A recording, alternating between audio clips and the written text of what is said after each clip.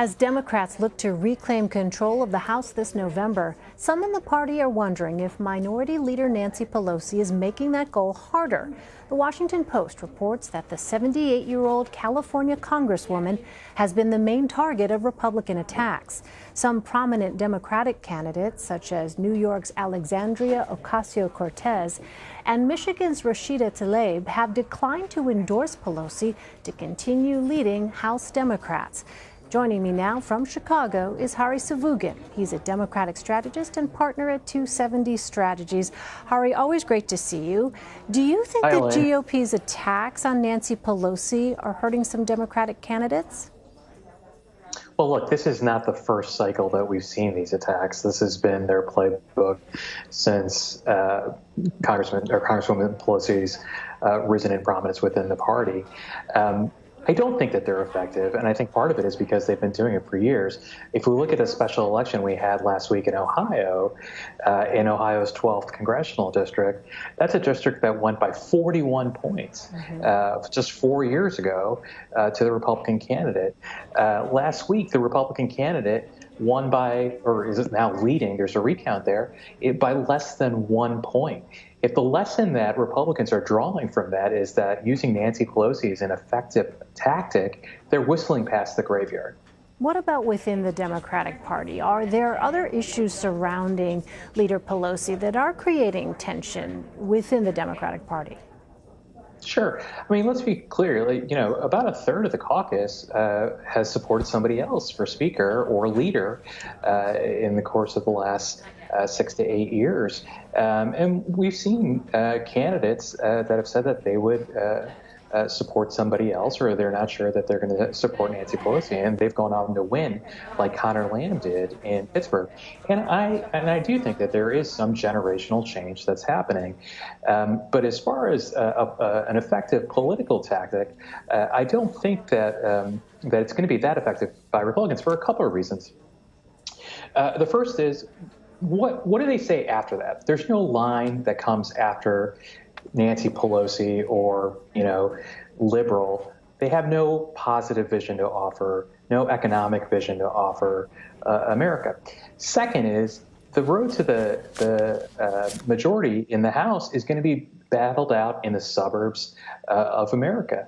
And what we're seeing is an energized base of women, suburban women, that are coming to the polls. That's what this expansion universe, these new voters this year, that's who they are demographically.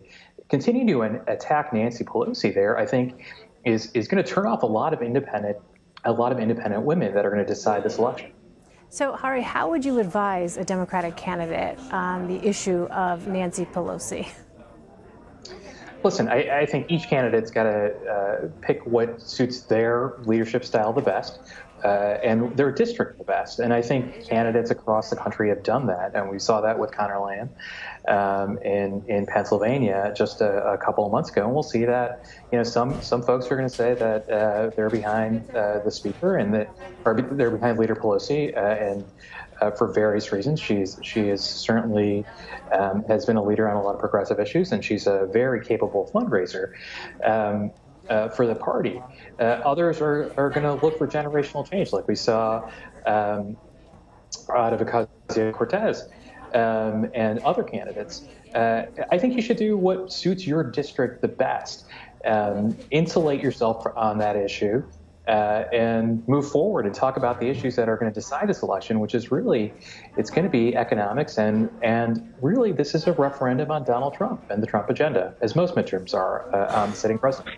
So Vermont Senator Bernie Sanders was on CBS This Morning Wednesday. Here's what he had to say about Nancy Pelosi and the Republican attacks on her. I think Nancy has done a good job. Let me say what she may not say. I think it's also the fact that she's a woman. I think they have demonized her. The Republican Party is bankrupt intellectually. They are not going to campaign on their views of giving tax breaks to billionaires and cutting Social Security, Medicare, and Medicaid. So they have to come up with some demon. I guess their demon now is Nancy. So could that response by Senator Sanders help ease concerns in the Democratic Party over leadership? No, I think it's true. I think there is some of the criticism leveled against her is because she is a woman and she's a woman in power. And again, I think this year when suburban women are going to decide this election, I think that's a very dangerous line for Republicans to tread, and they should tread very, very lightly on that. I do also think that Senator Sanders is correct in that there's nothing Republicans have to offer beyond an attack on Nancy Pelosi. There is no economic agenda that they're offering besides tax cuts for the rich, and I think that's a real problem. If I'm a Democratic candidate, I see those kinds of arguments. I think that's a very effective rebuttal against an attack that's centered on Nancy Pelosi. And Hari, the Congressional Leadership Fund, which is a Republican political action committee, recently released new ads which use the term liberal as a campaign attack line. Here's one of their ads against Democrat Katie Porter, who's running against Congresswoman Mimi Walters in California's 45th Congressional District. How liberal is Katie Porter? Porter supports raising middle-class taxes to pay for a $32 trillion government takeover of health care. Porter supports sanctuary cities, joining the radical resistance to attack ICE, the law enforcement agency that deports criminal illegal aliens. And Porter refuses to oppose Sacramento's gas tax increase, even though California is paying the highest gas prices in America. Liberal Katie Porter. Higher taxes, open borders. So, Hari, what is your reaction to that particular line of attack? Republicans attempting to campaign against Democratic candidates by using their political ideology against them. I think my essential response is 1991 called and they want their campaign ad back. Katie Porter's running in California 45 against Mimi Walters. Mimi Walters has unabashedly supported a tax bill that is going to drive up taxes on people in Orange County, where California 45 is. It's a tough record to defend, so it is not surprising that they are reaching deep into their bag of trips, and in fact reaching back 3 decades for lines of attack, because they've got no record that they can run on. All right, and we are out of time. Hari Sevugan, thanks so much. Always great to have your perspective. Appreciate it. See you later.